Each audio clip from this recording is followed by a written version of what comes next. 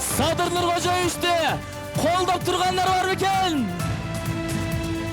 Садыр Нуркожоевичти.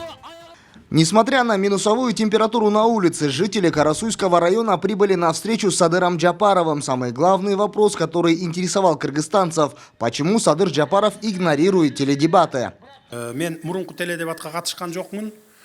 Если бы на теледебатах другие кандидаты говорили бы о своих программах, расшифровывали бы свою дорожную карту, то я бы обязательно принял бы участие там. Однако у них у всех одна программа – очернение Садыра Джапарова. Чем тратить 3 часа на бессмысленные споры, я лучше встречусь с жителями отдаленных сел и узнаю, какие есть проблемы, чтобы в будущем их решить. Местных жителей интересовал вопрос и касательно месторождений драгметаллов, в частности Кумтора и Жетимто. Если народ выступит против разработок, то Жетимто выкапывать не будут, рассказал Джапаров. Отдельные кандидаты говорят, что национализируют Кумтор. Однако эти же люди, когда я говорил о вреде и нанесении ущерба в бюджет, выходили против меня. Относительно Жетимто я всегда говорю только свои планы. Если народ выступит против разработок на Жетимто, то будем искать другие пути погашения внешнего долга.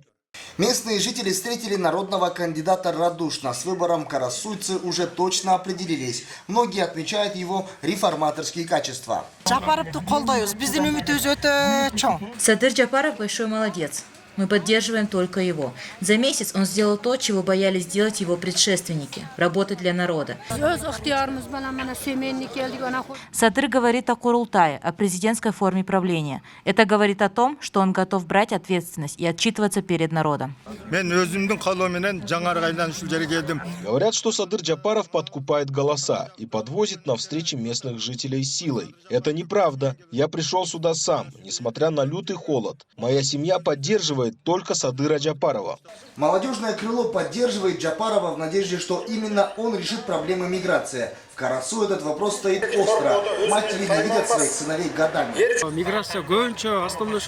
Садыр Нуркожоевич достойный президент. Он сможет повести страну вперед и улучшить жизнь населения. Многие молодые люди в поисках лучшей жизни вынуждены выезжать за пределы страны. Однако если Джапаров улучшит ситуацию в стране и увеличит рабочие места, то матери, ждущие своих сыновей с других континентов, будут только благодарны ему. На встречу с Джапаровым собралось более 5000 человек. Местные жители говорили о своих проблемах и желали Садыру Джапарову удачи на президентской гонке. В свою очередь Джапаров пообещал, что все письма, которые были написаны жителями, будут рассмотрены, ведь служение будущему начинается сегодня.